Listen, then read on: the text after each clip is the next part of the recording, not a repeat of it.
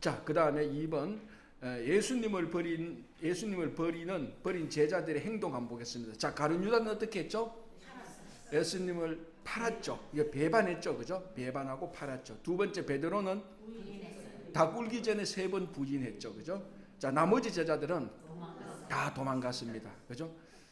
그러니까 이걸 보면은 3년간 동고동락했던 이 제자들이 다 결정적인 순간에는 예수님 옆에 아무도 없었던 겁니다.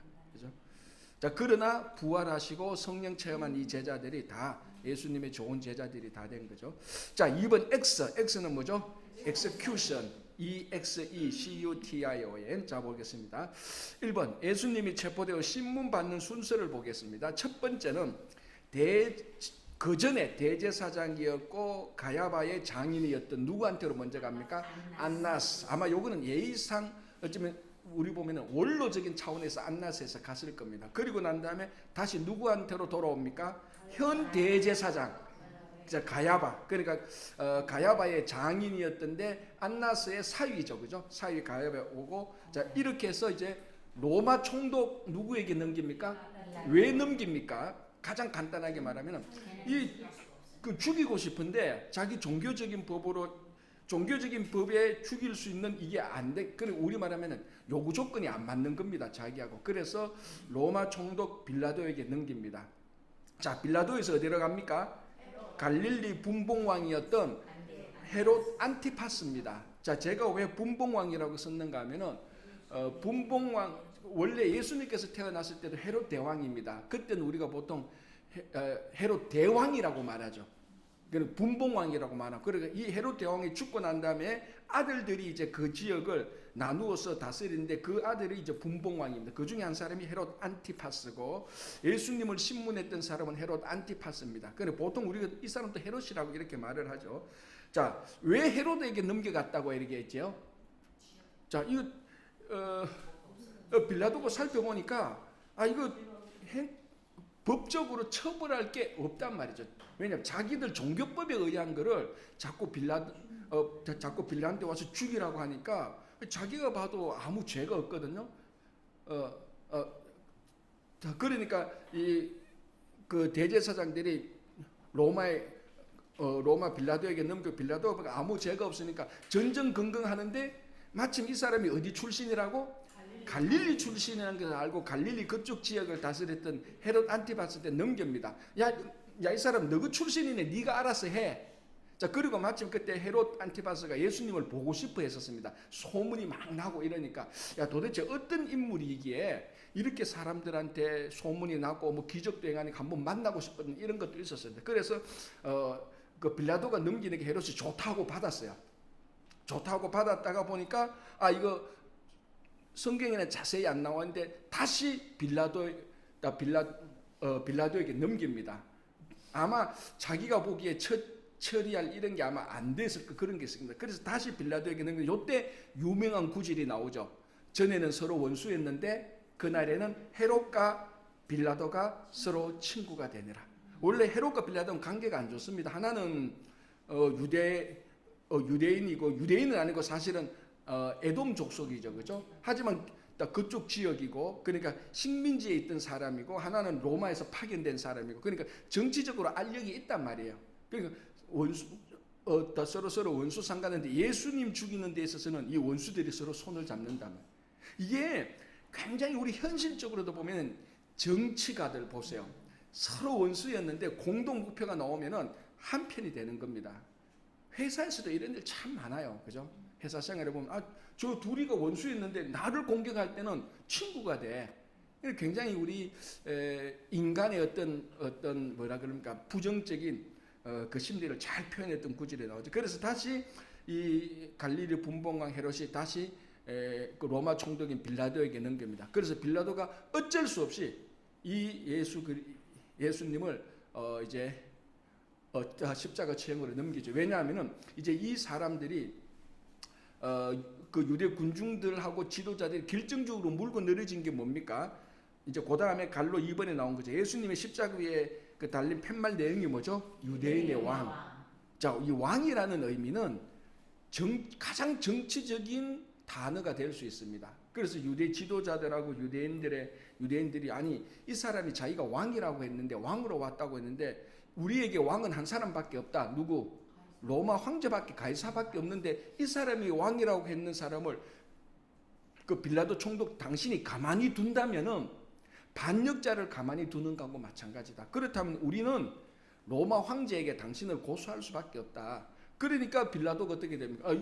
만약에 이런 것들이 로마 황제에 그 보고되면 자기 그 총독 자리가 다 없어지니까 그래서 어쩔 수 없이 정치적인 타협이라기보다는 굴욕 비슷한 거죠. 사실은 그죠. 그러나 자기 자리를 보존하기 위해서 예수를 십자가에 넘겨두게 되는 겁니다. 그래서 안나스한테 갔다가 가야바한테 갔다가 빌라도에게 갔다가 헤롯한테 갔다가 다시 빌라도 오는 왔다 굉장히 바쁜 겁니다. 이게 굉장히 바삐 왔다 갔다 해서 예수님께서 결국 이제 십자가로 이제 가게 되는 거죠.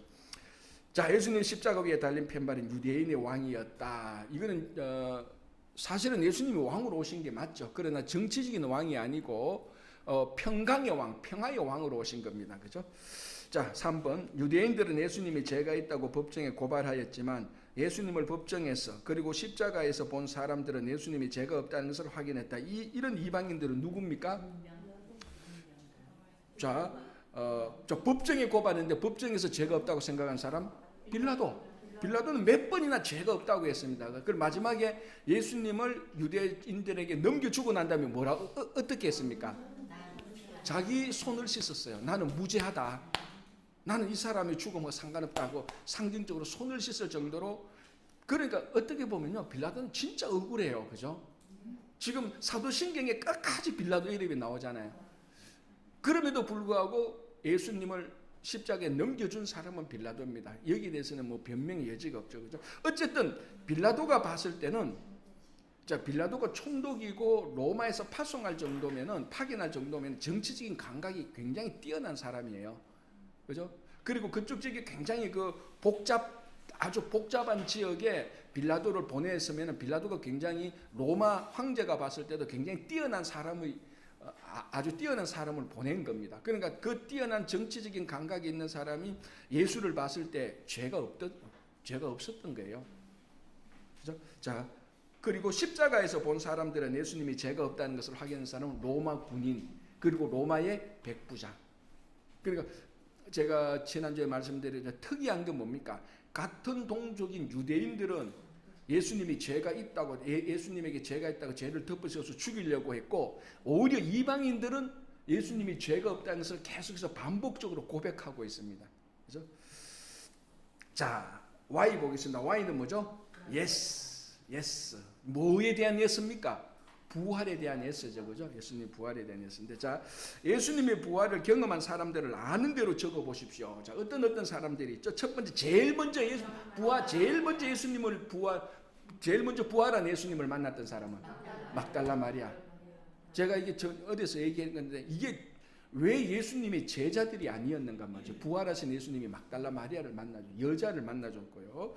자, 그리고 난 다음에 예수님의 다른 여자들도 있었습니다. 그래서 뭐 누구의 어머니 마리아도 나오고 막 이런 여자들도 있었고, 그죠? 자, 그 다음에 확실한 엠마오로 가는 두 제자, 그죠? 그리고 도마가 빠진 10제자, 그 다음에 도마가 포함한 11제자들, 그죠? 자, 그리고 난 다음에 이제 갈릴리에서 동시에 500명을 보여줬습니다. 이건 그래서 어떤 사람들은 집단 환상에, 집단 체면에 걸렸다, 이렇게까지 비난하는 겁니다. 그럴 리가 없죠. 그죠? 집단 환상에, 집단 체면에 걸려서 500명이 동시에 부활하신 예수님을 본다? 그런 일은 없고, 실제로 그 당시 500명이 봤고, 그래서 바울이 그걸 기록하면서 고린도전서 15장 부활장에서 바울이 동시에 500명이 봤다. 그리고 그 중에 어떤 사람들은 지금 또 살아있다라고 말을 했습니다. 그러니까 동시에 500명이 본 부활 사건이면 그 사건이 가짜가 아니라는 말이죠. 그죠? 자, 그리고 이제 예수님의 동생 야고보 같은 사람들도 직접 부활하신 예수님을 보고 이제 좋은 예수님의 제자들이 되는 겁니다. 자, 마지막에 자이온. 이거 뭡니까? 다시 재림하시는 예수님. 자, 그래서 우리 책에서 초림과 재림을 잘 구별해서 설명을 해 놓았습니다. 그죠? 자, 초림은 예수님이 구유에 누우셨다. 처음에 오셔서. 그리고 재림은 산에 내리신. 왜 산에 내린다 하면은 올라간 대로 본다 그랬습니다. 그래서 올라간 성취한 대로 그 장소에 이제 시온산에 모였으니까 예루살렘이니까 거기 온다. 그죠? 그렇게 되어 있고요. 두 번째는 어린 양으로 오십니다. 그죠? 첫 번째는 어린 양으로 오셨죠. 세상 죄를 지고 가는 어린 양으로 오셨는데 이제 두 번째 재림 때는 이제 어린 양으로 오는 거 만유의 주로 오십니다. 주로 오시고 세 번째 멸치가 아니고 멸시입니다. 죄송합니다. 멸시와 배척을 받으셨는데 멸치가 아닙니다. 멸시와 배척을 받았는데 재림 때는 멸시와 배척이 아니고 모든 무릎이 예수님 앞에 무릎을 꿇게 되고 영광의 주로 오십니다. 그죠? 두 번째 비천하시고 가난하시게 되었는데 마지막에는 부요하고 강력하게 됩니다. 그죠? 다섯 번째 원수를 위해 원수 때문에 죽었습니다. 그죠? 자, 그런데 이제는 다시 오실 때는 원수를 죽이는 겁니다. 원수 때문에 죽으신 십자가에서 원수 때문에 죽은 예수님께서 재림할 때는 원수를 죽이십니다. 그러니까 재림이 와야 다 완성이 되는 거 맞아요. 그죠? 그다음에 사단의 시험을 받으셨습니다. 그죠? 세 가지 시험을 받는데 마지막에는 사단을 영원한 무적경에 이제 가두십니다. 재림 때는.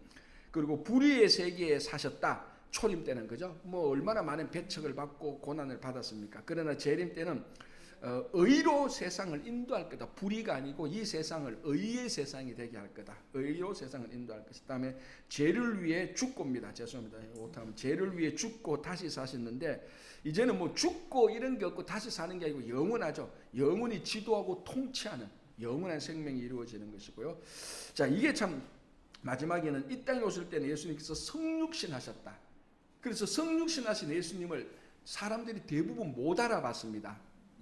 그죠? 성육신 했었기 때문에 뭐 가난한 뭐 마리아 요셉의 아이로 태어났으니까 대부분의 사람이 그를 못 알아봤습니다.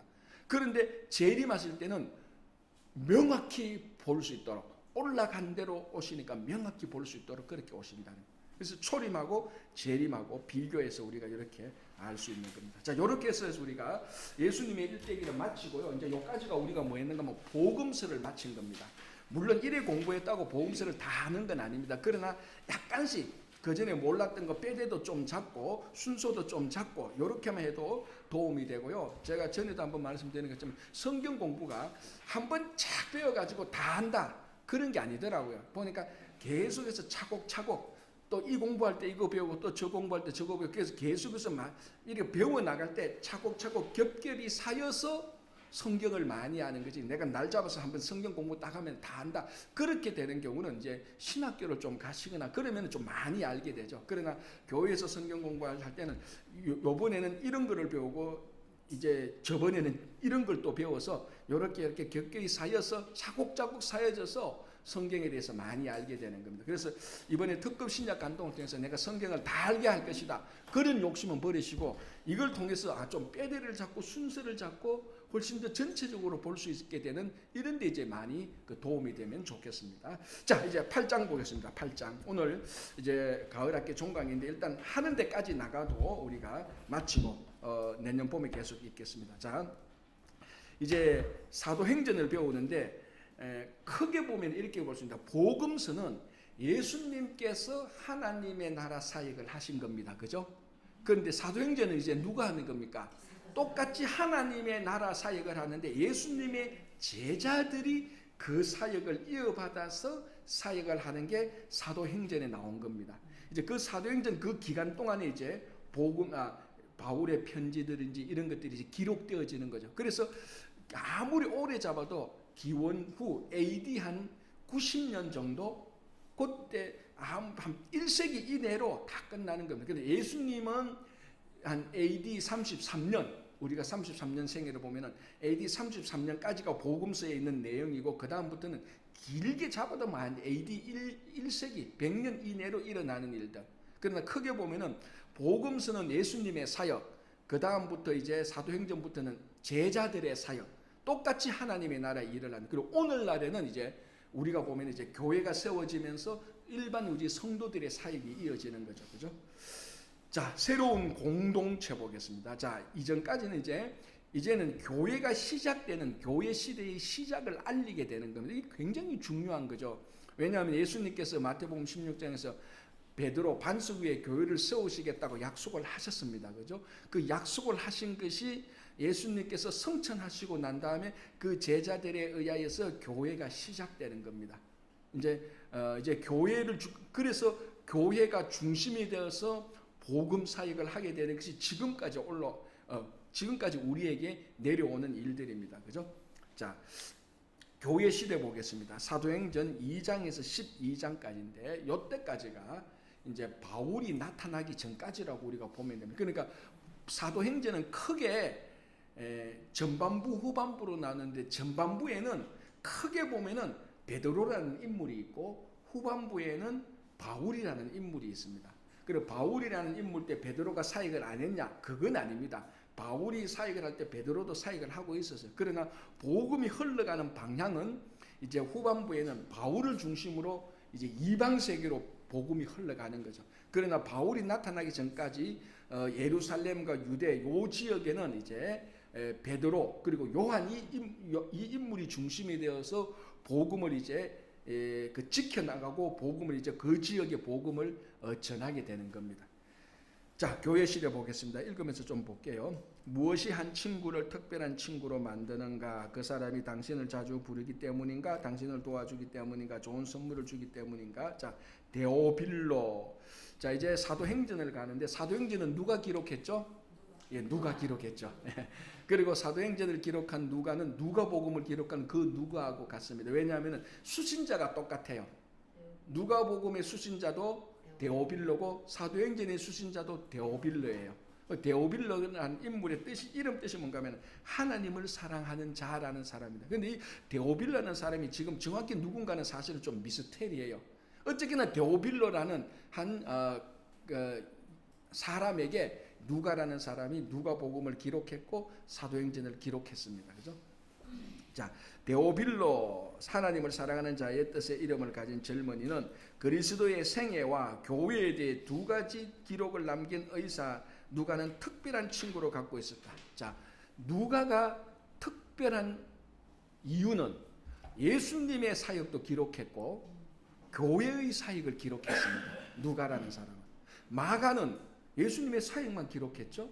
마태도 그렇죠. 요한도 그렇죠. 특별히 누가는 방금 말씀 예수님의 사역을 기록하고 그거의 속편으로서 사도행전인 제자들의 사역을 기록했습니다. 그래서 초대교회의 역사를 역사만 읽으려면 누가복음을 읽고 요한복음을 읽는 게 아니고 바로 건너뛰고 사도행전을 읽어보면 돼요. 역사가 이어지니까. 그죠? 그러나 이제 우리 성경책은 마태, 마가, 누가, 요한, 사도행전으로 되어 있죠. 그죠? 그래서 처음 읽는 사람은 진짜 처음 성경을 보는 사람은 굉장히 혼돈될 겁니다. 막 역사적으로 막 혼돈되는 거죠. 그죠? 이게 뭐 시간적으로 기록된 것도 아니고. 그러나 그러니까 이 누가는 특별히 두 권을 기록했는데 예수님의 사역과 제자들의 사역을 다 동시에 다 기록한 겁니다. 그죠? 자, 넘기겠습니다. 페이지를 넘기고 역사를 보겠습니다. 92페이지. 신약 성경의 첫 5권은 역사서이다. 이 책은 역사서로 보는 겁니다. 왜냐하면 복음서 4권이 예수님의 기록이 남겨져 있기 때문에. 그러나 좀 더 구체적으로 보면은 진정한 의미에서 역사서는 사도행전이고 4권의 복음서는 복음서라는 장르로 따로 나누는 게 더 좋을 것 같아요. 그죠? 자, 요한복음을 보면은 역사서라고 보기 좀 어렵죠. 예수님의 말씀이 굉장히 많아요. 역사서는 역사라는 것은 어떤 한 사람의 사건이나 시간적 흐름이 있어야 되는데 요한복음은 그런 데 초점이 없다. 물론 예수님의 사역이 나와요. 그러나 그게 초점이 아니거든. 어쨌든 그러나 넓게 보면은 역사서로도 볼 수는 있습니다. 그래서 이 책에는 그렇게 보는 겁니다. 그래서 신약 성경의 첫 5권은 역사서이다. 사복음서는 그리스도의 생애를, 사도행전은 교회의 초기 역사를 우리들에게 보여준다. 그리스도의 지상사역 중에서 훈련된 사도들은 그분의 천국사역 중에는 교회 지도자와 대표자들이 되었다. 사도들. 자, 사도의 뜻이 뭐라 그랬죠? 보냄을 받은 자들. 이게 사도의 뜻은 제자는 배우는 자. 그렇겠죠? 사도들은 성령의 능력으로 세계를 복음화하기 위해 나아갔다. 자, 이제 여기서 강조점 아니면 초점이 복음서에서 사역을 하는 초점은 예수님입니다. 그러나 사도행전으로 가면은 제자들이 사역을 하지만은 이 제자들에게 능력을 주시는 것은 성령이라는 겁니다. 그래서 사도행전을 다른 말로 우리가 뭐라고 말했죠? 성령행전이라고도 말을 하는 겁니다. 그래서 사도행전을 보면 다 성령께서 제자들을 움직이도록 하고 제자들에게 사역하도록 하는, 그래서 성령이 제자들의 사역의 능력의 원천입니다. 이걸 이제 요한복음을 보면 예수님께서 약속을 하셨지 않습니까? 내가 가면 보혜사 성령이 너희들에게 와서 사역을 하게 할 거다. 너희들 친구가 되고 그렇게 하셨거든요. 자, 그 다음에 굵은 글씨 보겠습니다. 복음서와 사도행전 모두 약 30년간의 일을 다룬다. 30년간의 일을 다룬다. 그죠? 이제 그러니까 그렇게 길지 않죠, 그죠? 복음서와 사도행전 모두가 약 30년간의 일을 다룬 것은 흥미롭다. 복음서에서 구원이 그리스도에 의해서 성취되고 사도행전에 그것은 교회에서 공포된다. 맞죠, 그죠? 복음서에는 구원의 역사가 나타나고 그게 예수 그리스도에서 성취됩니다. 그런데 이제 사도행전하고 그 다음에 중요한 거 뭡니까? 성취된 것이 전해져야 되지 않습니까? 이게 중요한 거죠. 그래서 복음서에서는 구원의 사역이 나타났고 사도행전은 나타난 구원의 사역이 전파되는 겁니다. 이 두 개가 같이 있어야 되죠, 그렇죠? 복음이 전파되지 않으면은 복음이 전파돼서 듣지 않으면 어떻게 믿음이 생기겠습니까? 그죠? 그래서 복음서에는 구원의 사역, 예수님의 구원의 사역이 어떻게 이루어지는가가 나타나고 사도행전에는 이루어진 구원 사역이 어떻게 전파되는가, 이제 그걸 보여주는. 그럼 오늘날 우리 교회가 바로 계속해서 복음을 전파하는 그 교회와 성도로서 사역을 해야 되는 거죠, 그죠? 자, 사복음서에서 나타나는 그리스도의 지상생애를 우리는 제일 처음에 목수, 주장, 선택, 학습, 십자가라는 5단어로 사용해서 나타냈다. 자, 그럼 신약 성경의 5번째 사도행전 또 다음에 5가지로 보자. 첫 번째 교회 시대, 여기 2장에서 12장입니다. 다음에 1차 순회 시대, 바울의 1차 선교입니다. 2차 순회 시대, 바울의 2차, 3차 선교는 바울의 3차인데 1차 선교는 갈라디아에서 바울의 첫 번째 전도고, 여기 이제 13장에서 15장, 여기 이제 다음에 이제 우리가 봄에 좀 볼 거고요. 다음에 2차는 헬라에서 바울, 3차는 아시아에서 바울. 요런 이제 그 복음 바울이 전개했던 그 복음의 그 지역이 이제 이런 특성이 있습니다. 다음에 강금 시대는 뭐 강금 시대라고 말하는데 아니면은 어떤 사람은 사차라고 말하기도 하고 어떤 사람은 로마 선교라고 말을 하는데 제가 보기에는 사차라기보다는 로마 선교라는 말이 좀 더 우리가 이해하기 좋을 것 같습니다. 왜냐하면 로마까지 가서 거기서 그 이제 갇히게 되고 하는 일들을 우리가 볼 수 있으니까, 그죠? 자, 어쨌거나 사도행전은 5가지로 봅니다. 사도행전은 교회 시대 1차, 2차, 3차 강금 또는 로마 제일 처음에 했죠, 그죠? 제일 처음 첫 번째 시간에 가지고 그 얘기를 했는 건데요. 자, 보겠습니다. 사도행전의 5시대 중에서 뒤에서 4번째까지가 모두 바울에 집중되어 있다, 그죠? 그러니까 첫 번째 교회 시대는 8장에서 11장은 5시대 전반을 이해할 수 있게 해준다. 그러니까 바울이라는 인물이 얼마나 영향력이 큰가. 여러분 이런 얘기 들어봤을 겁니다. 제가 직접 본 건데요. 한 굉장히 오래돼서 한 20년 정도, 30년 정도 된 건데 미국인들인가 유럽인들인가 모르겠는데 어쨌든 서구에 인류 역사적으로 가장 영향을 많이 끼친 인물이 3번이 그리스도예요. 3번이. 1번이 누구겠어요? 1번이 바울이에요. 그때는.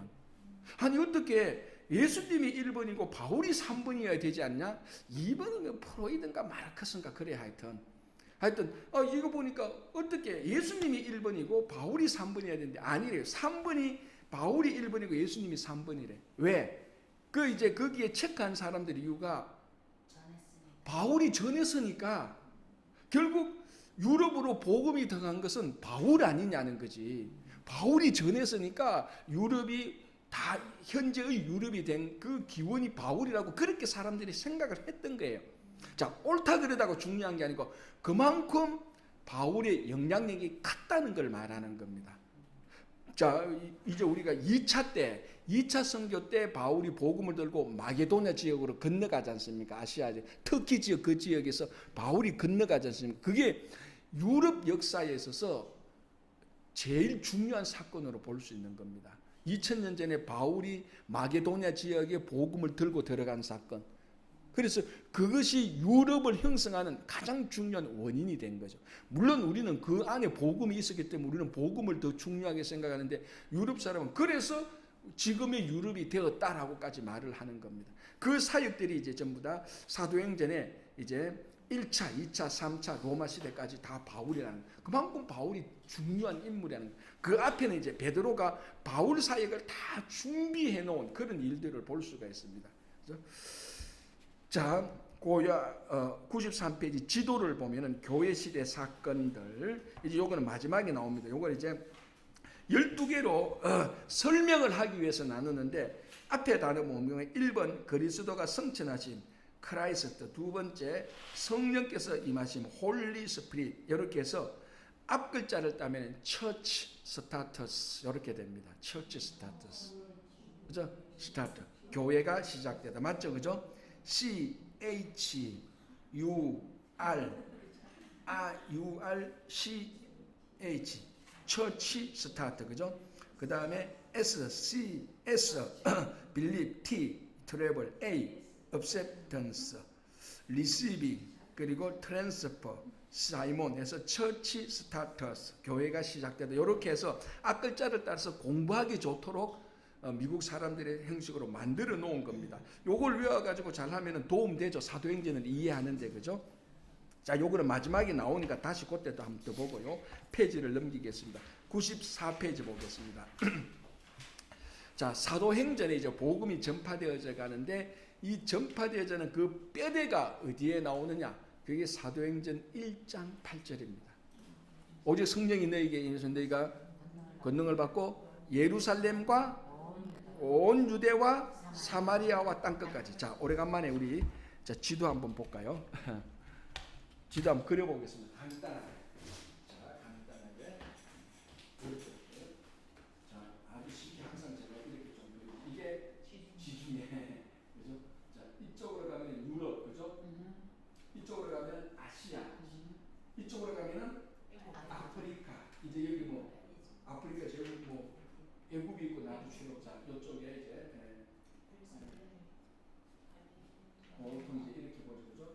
갈릴리, 요단강, 사해 좀더 크게 사해, 그죠? 사해.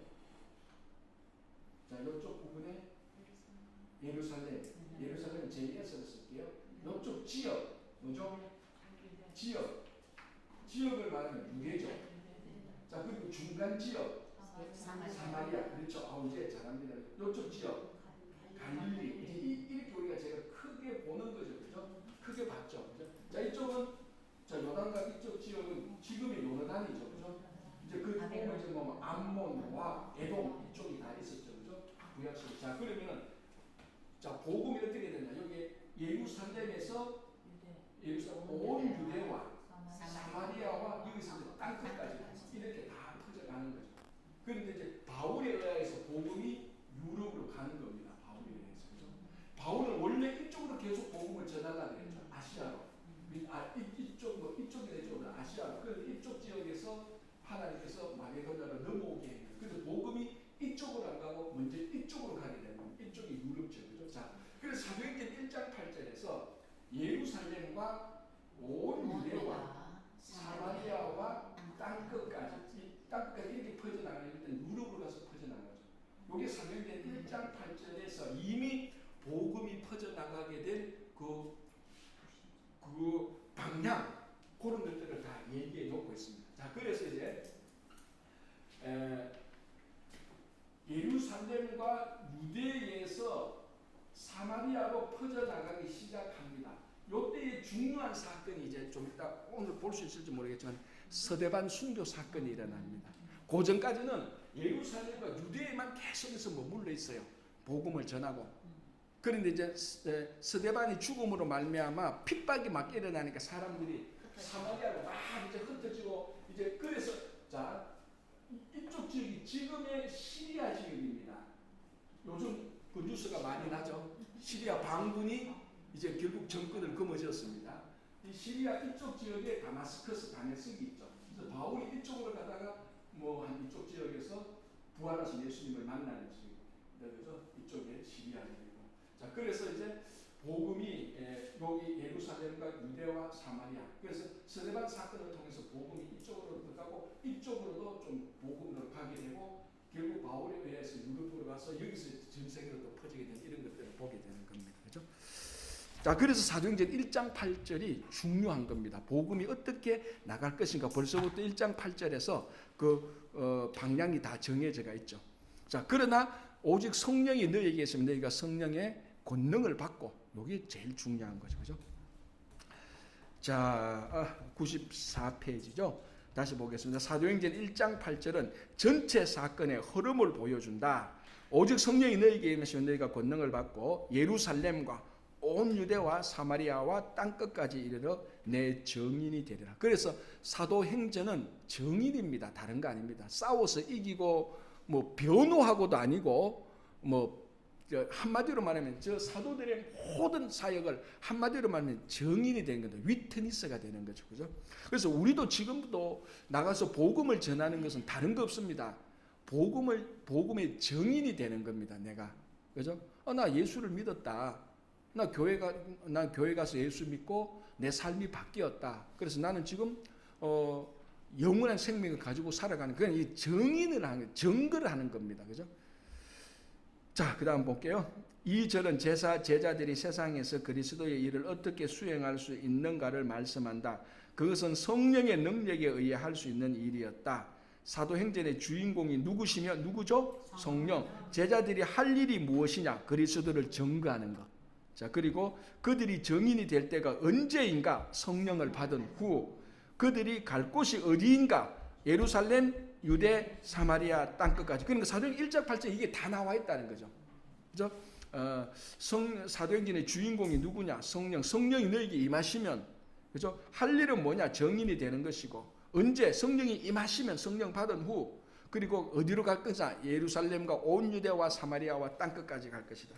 그래서 사도행전 1장 8절을 우리가 계속해서 암송하는 겁니다. 그만큼 중요하니까. 자, 오순절날 성령께서 오셨을 때, 자, 이제 이 사역이 언제 역사하느냐? 오순절날에 역사합니다. 오순절은 무슨 날이죠? 오순이 뭐죠? 이게 오순이 50이잖아. 언제부터 50일? 6월절로부터 50일 되는 날이 오순절날입니다. 자, 이때도 이제 많은 흩어진 디아스포라들이 오순절 6월절도 예루살렘 성전에도 오고 오순절날에도 성전에 옵니다. 이제 이때 오순절날에 성령께서 역사하시는 그 마가의 다락방으로 알려진 그곳에서 120명의 제자들 모여서 기도할 때 오순절날 성령의 충만함이 임하게 됩니다. 그래서 너희가 오직 성령이 너희에게 임하시면 했던 그 실제적인 사건이 오순절날 120명이 모였던 것에 성령이 임하는 것입니다. 그 성령의 권능을 받게 되죠. 그 성령의 권능을 받게 된 첫 번째 표시가 방언을 하는 것이었습니다. 그죠? 자, 그건 이제 좀 이따 보고요. 자, 보겠습니다. 오순절날 성령께서 오셨을 때 그리스도의 몸으로서의 교회가 그리스도라는 기초 위에 세워지는, 그래서 이 120명이 모인 거기서 오순절날 성령의 충만함을 받게 되는 거기에서 그 사건을 교회가 시작된 사건으로 보는 겁니다.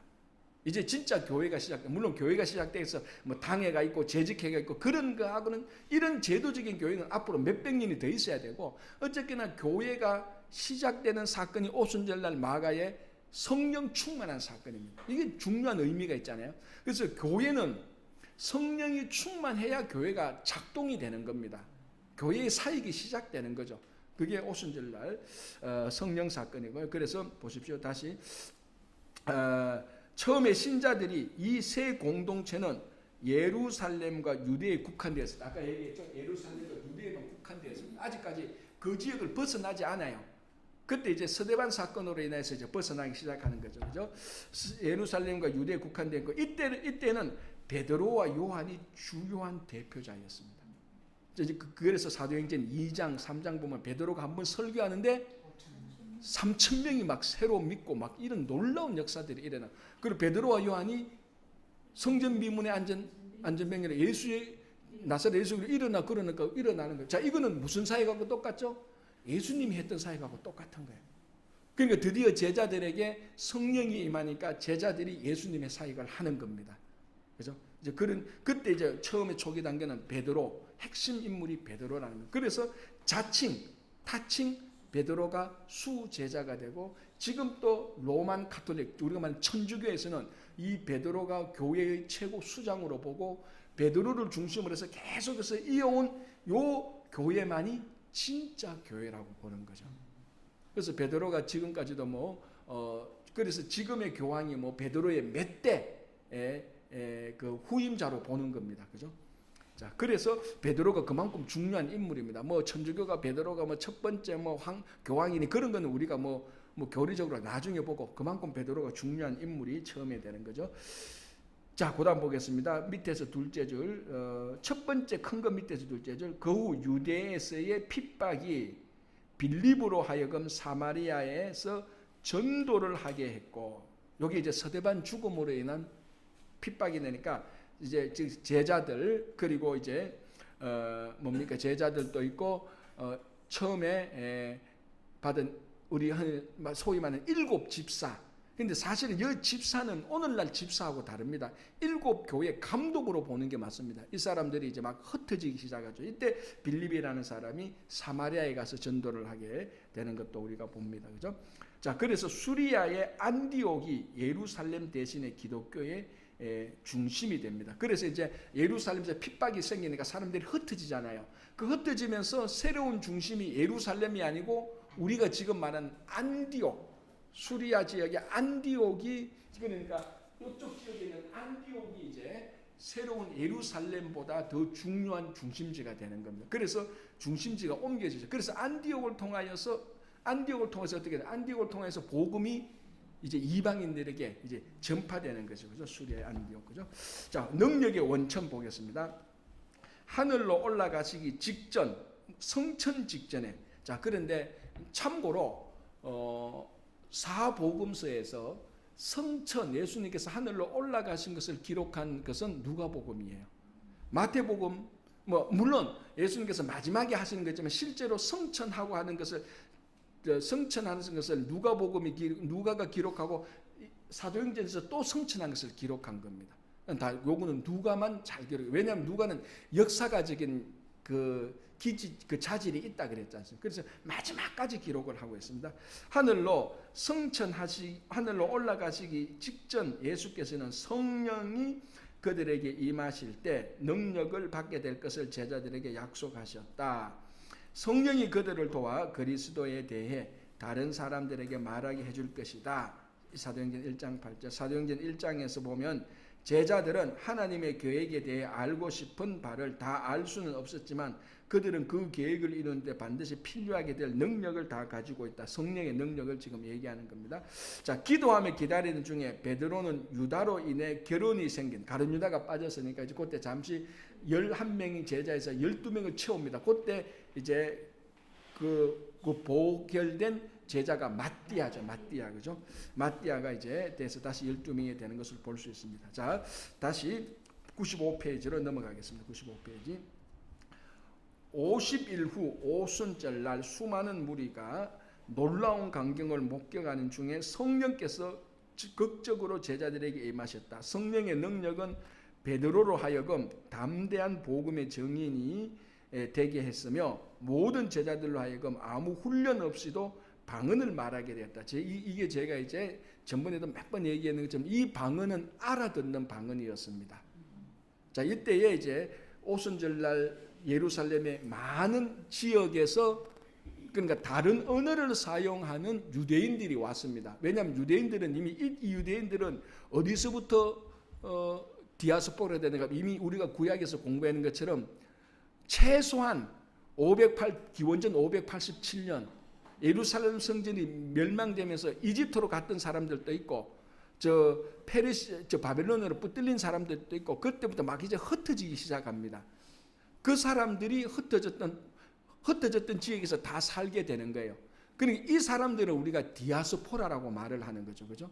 그리고 우리말로 하면 이민의 역사하고 마찬가지입니다. 그러니까 유대인들은 이미 기원전 2500년 전, 2600년 전부터 이민으로 살기 시작한 겁니다.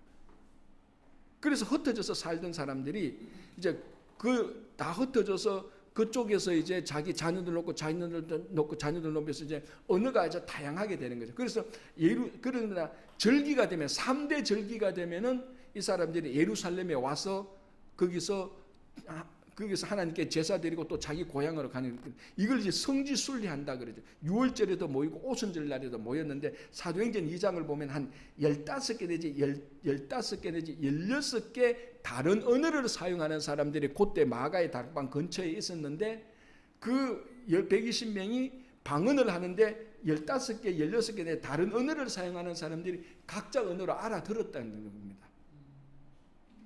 그리고 그게 이상하지 않습니까? 저 사람들이 막 기도를 하는데 가던 사람들이 내 언어로 들려. 옆에 사람들 우리말로 독일어도 들리고 중국어도 들리고 영어도 들리고 헬라어도 들리고 한국말도 막 들리는 거예요. 이게 그 방언이 성경에서 아주 독특하게 하나님께서 특별한 역사를 하나님께서 사용해서 알아듣도록 만드는 방언입니다. 대부분의 방언은 사람은 알아듣지 못하는 겁니다. 그게 이제 고린도서에 나오는 이제 은사의 은사로 주는 방언은 하나님과 나와 개인적인 영적인 통신으로서, 기도하는 통신으로서 방언을 사용하지 다른 사람들하고 통신하기 위한 방언은 아닙니다. 근데 특별하게 이 부분에서만 하나님께서 특별하게 교회를 시작하기 위해서 방언을 통해서 알아듣게 하는 겁니다. 그래서 이제 보통 대부분의 이제 주석가들이 바벨탑에서 흩어진 언어들이 여기 와서 잠시 짧은 시간이지만 흩어진 언어들이 다시 하나로 통신이 되는 일이 일어났는데, 그게 뭐냐면 성령의 충만함을 통해서 하나님의 은사가 작동했는데 일어났는데 그게 바로 방언이라는 겁니다. 그래서 이제 근데 요 사건이 교회가 시작되는 사건입니다. 그래서 이게 중요한 거죠. 그래서 교회의 시작은 성령이 역사하셔서 교회가 시작된 거고, 사람들 가운데에서는 언어가 다른 사람들이 다 커뮤니케이션이 된 겁니다. 성령으로서. 그래서 이걸 우리가 신앙으로 적용해 보면은 결국 교회는 성령의 역사함으로 말미암아 우리가 서로 언어가 다르다 할지라도 이게 서로 커뮤니케이션이 되는 게 교회입니다. 교회.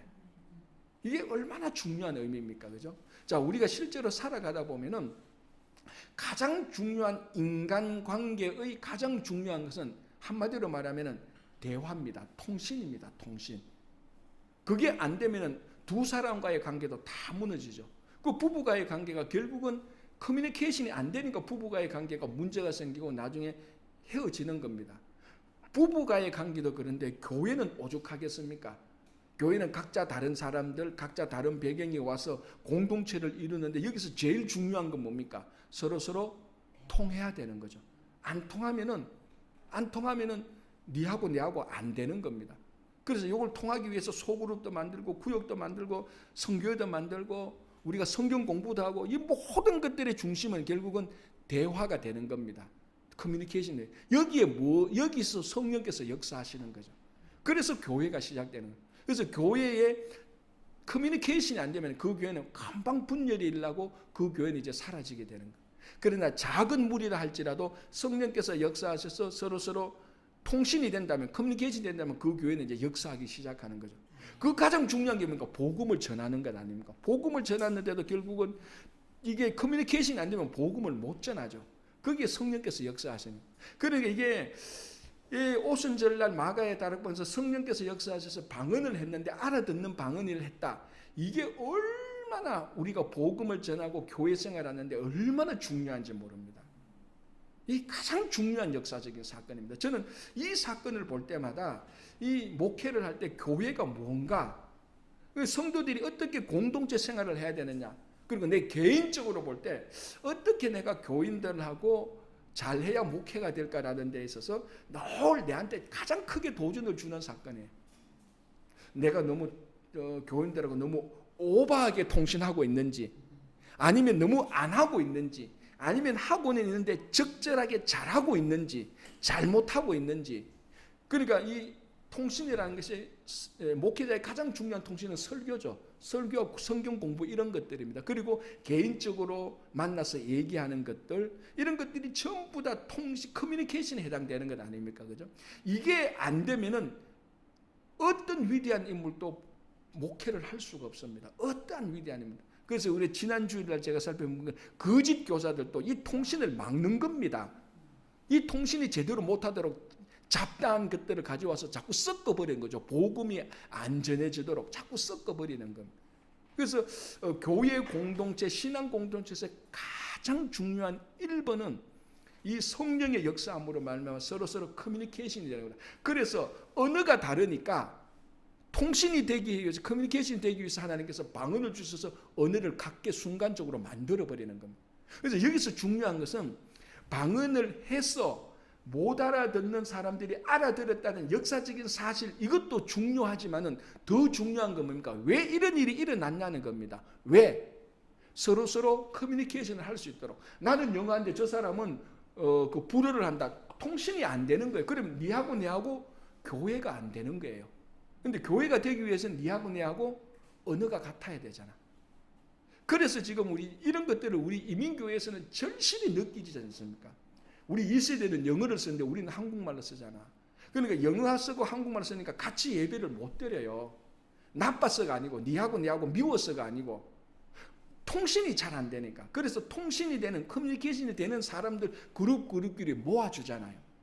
그래서 영어권은 영어권대로 해라. 그럼 한국말 하는 사람은 다 통신이 되나? 안 되잖아 이게.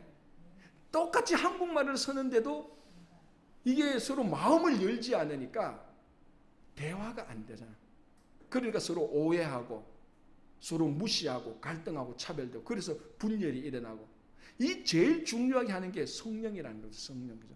그래서 이 사건은, 그래서 사도행전에 오순절날 마가에 다루면서 성령이 일어난 사건은요, 교회 사건하고 동일한 사건입니다. 본질적인 사건이에요.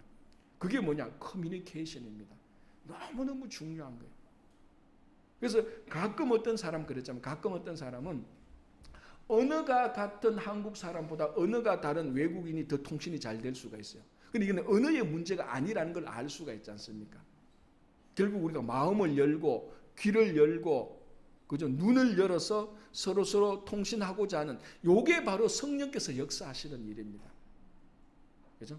그래서 이 사건, 그래서 교회가 시작되는 겁니다.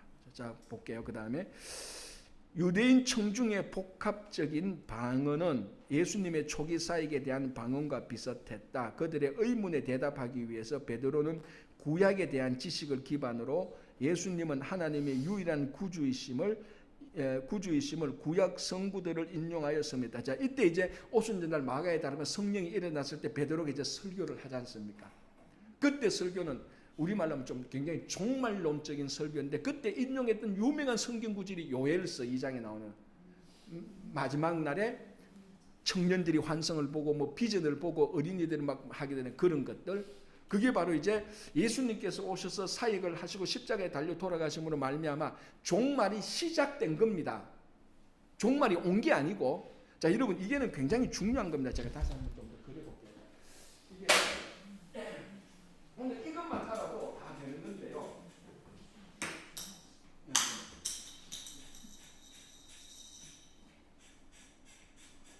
이제 우리가 하나님 나라를 말할 때, 예수님의 사역을 말할 때 예수님께서 여기 오셨습니다. 그죠? 예수님이 초림이죠. 예수님 오시고 지금 이제 이렇게 쭉 이루어지잖아요. 여기 예수님께서 오셨다는 재림입니다. 그죠? 자, 우리가 이 시대를 살고 있잖아요. 그리고 예수님께서 오신 것은요, 종말이 시작된 겁니다. 여기서. 요 오실 때 이게 완성되는 거죠. 시작되고, 그리고 우리는 지금 어디에 살고 있습니까? 종말의 시간에 살고 있는 거예요. 그죠? 종말의 시작과 완성된 시간에 이 중간에 살고 있죠. 그리고 우리가 살고 있는 게, 많은 사람은 종말이라 그러면은 요때는 종말이라고 생각을 하는 경향이 있어요. 요때는 종말이 완성되는 시간입니다. 예수님께서 오시면서 종말이 시작, 우리는 지금 종말이 진행 중인 이 기간 중에 살고 있는 거죠. 그러니까 베드로가 설교했던 게 바로 이겁니다. 종말의 때에 성령께서 역사하실 때 환상을 보고 비전을 볼 것이다 라는 게 바로 요때거든요. 바로 요때. 그러니까 이게 그때가 종말이 아닌데라고 생각하는 게 아니고 그때가 종말이 시작된 겁니다. 그러니까 요게 이제 똑같이 하나님의 나라도 똑같아요. 하나님의 나라가 예수님께서 오신 걸로 하나님의 나라가 이 땅에 시작된 거예요. 근데 언제 완성됩니까? 이때 완성되는 거죠. 하나님의 나라. 그럼 우리는 지금 하나님의 나라 속에서 살고 있는 것하고 마찬가지로 진행 중입니다. 진행 중. 그러나 완전한 하나님의 나라는 아니죠. 완성된 하나님의 나라는 아니죠. 그렇기 때문에 우리끼리 마찰도 있고 갈등도 있고 싸움도 있고 오해도 있고 무시도 있는 겁니다. 왜? 하나님 나라가 진행 중이지만 완성된 게 아니니까. 그래서 이걸 이제 보통 우리가 이렇게 말합니다. already 영어로 이미 시작되었다. not yet. 그러나 완성된 건 아니었다.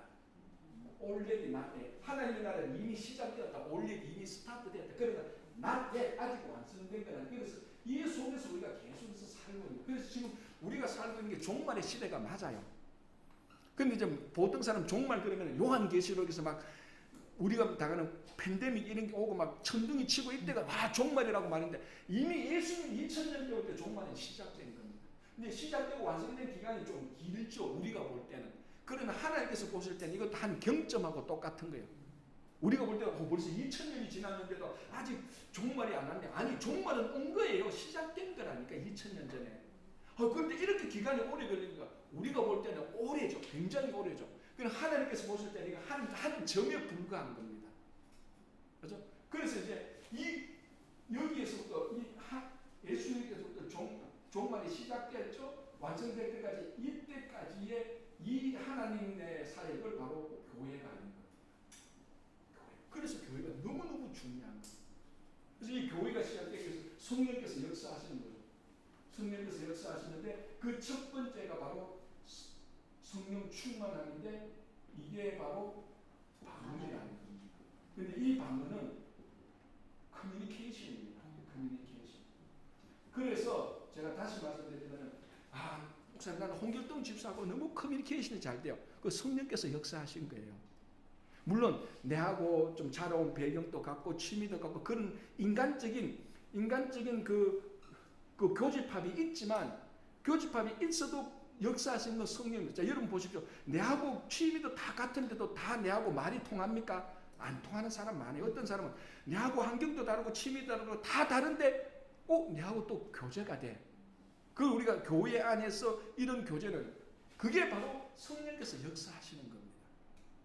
그래서 우리가 그럼 이런 성령은 각자에게 다 역사하시는데 우리가 교만해서 내가 저거 하기 싫어서 게을러서 내 성격이 아직 다듬어지지 않아서 그 성령께서 역사하시는 그 교제, 그 커뮤니케이션을 우리가 거절하는 거죠. 사실은 거절하는 거죠. 하나님은 우리 모두를 하나로 만드시기를 원하는 겁니다.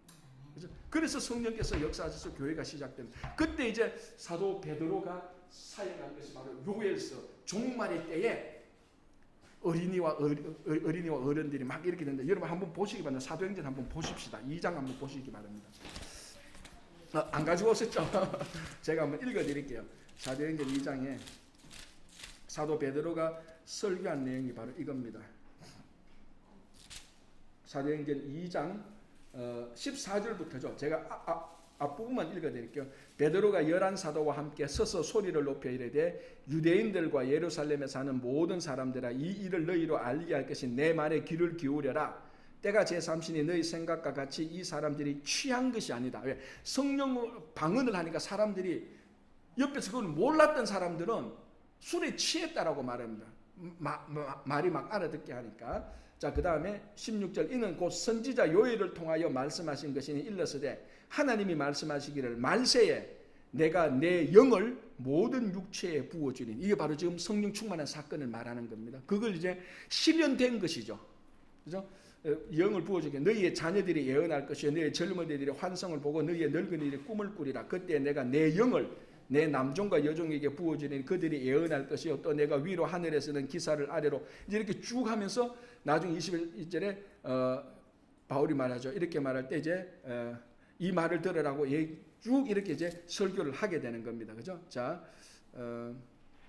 이제 여기서 또 아주 좋은 설교를 하는 게 뭐냐면은 2장 37절에 그들이 이 말을 듣고 마음에 찔려 베드로와 다른 사도들에게 물어 이르되 형제들아 우리가 어찌할꼬 하거늘 베드로가 이르되 너희가 회개하여 각각 예수 그리스도의 이름으로 세례를 받고 죄 사함을 받으라. 그리하면 성령을 선물로 받으리라. 이게 예수님을 3번이나 부인하던 베드로가 이런 설교를 하는 겁니다. 또 그 다음에 또 설교하니까 막 3,000명이 막 예수 믿게 되고 막 이렇게 하는 거죠. 그렇죠? 이 사건, 여기도 보니까 41절, 그 말을 받은 사람들은 세례를 받으며 이날의 신도의 수가 3,000이나 더하더라. 이게 바로 교회가 시작된 첫 번째 기적과 이사가 성령에 나타나서로 성령의 역사했던 그 사건이 이제 일어나는. 자, 그리고 난 다음에 이제 여기서 이제 예를 들어서 3,000명이나 예수를 믿었잖아요, 그죠? 자, 이 사람이 그럼 어떻게 해야 됩니까? 예수 믿는 공동체 삶을 살아야 되잖아요. 자, 쉽게 말하면은 친구 교회가 했는데 갑자기 3,000명이 그 등록해서 새 가족을. 자, 그럼 우리가 제일 먼저 뭐 해야 됩니까? 이 사람이 어떻게 교회에 정착하고 제로면 구역 나눠야 되고 성교회 나누고 어떻게 교회에서 공동체 생활, 지금까지 한 번도 이런 하나님 나라 공동체 생활을 하지 못했던 사람들에게 공동체 생활을 할 수 있도록 교회가 이제 가이드를 하고 훈련을 시켜야 됩니다. 그게 뭡니까? 자, 사도행전 2장 43절에서 46절이죠.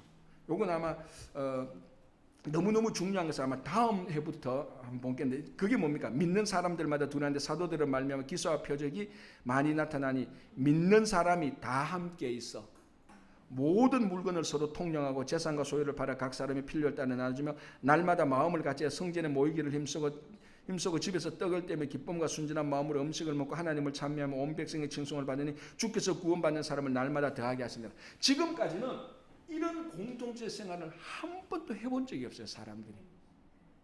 그런데 성령을 받고 사람들이 모여서 이제 이게 교회가 시작되는 거죠. 그러니까 어떻게 사느냐? 서로 통용하고 떡을 떼며, 여기서 떡을 뗀다는 것은 구체적으로 말하면 성찬식을 의미하는 겁니다. 모일 때마다 성찬식을 하고, 예수님께서 약속했지 않습니까? 예수님께서 명령했잖아요. 내가 올 때까지 이것을 기념하는 떡을 떼고 교제하고, 그리고 이제 나중에 보면 서로 배우고 이제 막 이런 일들이 일어나는 거예요. 하나님을 찬미하고. 이제 여기서 중요한 게 두 가지인데 서로서로 다 기뻤다는 겁니다. 이런 것들이. 그리고 또 뭐가 됩니까? 구원받는 사람을 하나님께서, 주께서 날마다 더하게 하셨다. 그러니까 지금까지 인류 역사적으로 이런 일이 일어나는 것이 처음이라는 겁니다. 교회가 시작되고 성령께서. 그래서 종말이 시작되는 겁니다. 그래서 우리는 지금 이때 어느 정도 지금 이 어느 시점을 지금 우리가 살고 있는 거죠. 그래서 우리는 계속해서 이때를 완성시키는 이 날까지 가는 겁니다. 그래서 유명한 영어로 말하면 이렇게 우리가 보통 하죠. Already not yet. 이미 시작되었지만 아직 완성되지 않은 그 시대에 살고 있는 것이 바로 이 사도행전 2장에 나타난 겁니다. 그죠? 자, 약간 더 읽어볼게요. 95페이지 중간 부분에 그 시대 말기의 중심이었던 수리아가 지금의 시리아죠.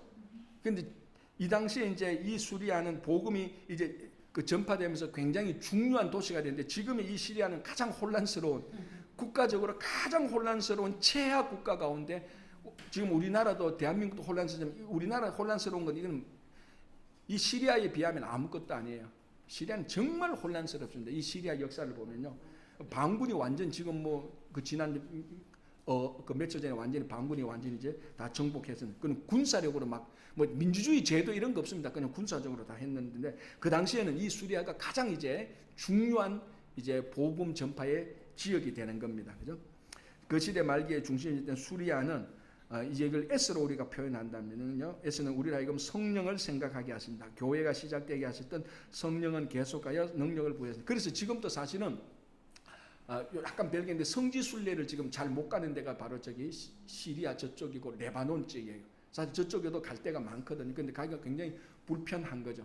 왜냐하면 저 시리아의 다마스커스 그런 데도 있고 바울이 활동했던 초기 교회 기독교인들의 삶의 흔적들이 많은 데예요. 근데 지금 이제 나라가 하도 이렇게 돼가 이제 어떻게 됐는지 모르겠죠. 그죠? 나중에 가보면 아마 알겠지만. 자, 의사 누가는 그리스도인들이 주의 말씀을 담대히 전했다고 26번이나 기록한다. 이제 사도행전을 읽어보면 담대히 복음을 전했다.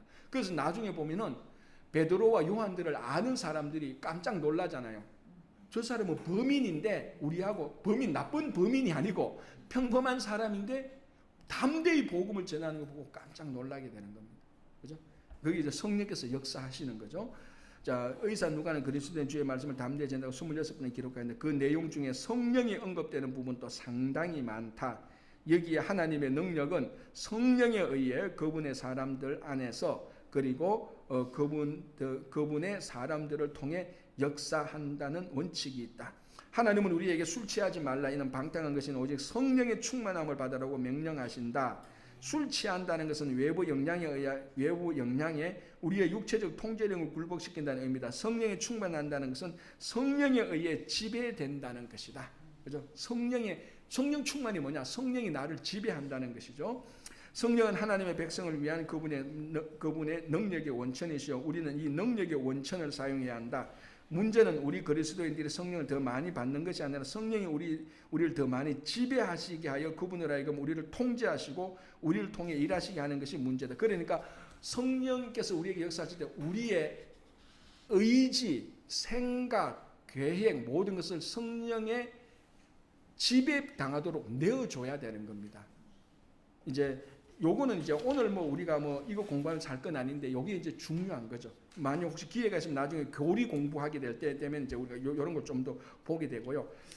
자, 요렇게 해서 이제 96페이지 첫 번째 교회는 내년 봄에 하겠습니다.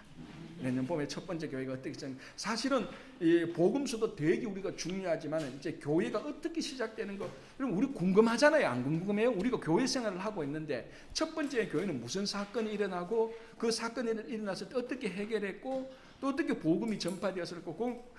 우리가 사도행전을 보면서 보면요, 우리가 지금 어떻게 교회 생활을 해야 될지 어떻게 해야 되는가 잘 알 수 있는 겁니다. 그래서 오늘은 우리가 가을 학기는 요까지만 하고요. 이제 내년 봄에 내가 날짜를 받고 목회일정과 날짜를 받아서 날짜 알지 있는 그때는 96페이지부터 다시 시작하도록 하겠습니다. 예, 수고하셨습니다. 제가 기도하고 마치겠습니다. 하나님 아버지 감사합니다. 이번 가을 학기에 또 좋은 시간을 주셔서 우리가 복음서를 다 한번 전체적으로 훑어보고 순서도 보고 또 중요한 것도 보고 뼈대도 살펴봤습니다. 아버지 하나님, 저희들이 이렇게 배우고 익힌 것들을 통하여서 정말 좋은 성도들이 될 수 있도록 하나님 나라의 귀한 일꾼들이 될 수 있도록 역사하여 주시옵소서. 이 말씀 공부를 통하여서 우리들의 교만이 깨어지고 무지함이 밝아져서 정말 말씀의 진리를 알고 그 말씀을 기뻐하고 그 말씀에 순종하고 그 말씀을 실천할 수 있도록 도와주시옵소서.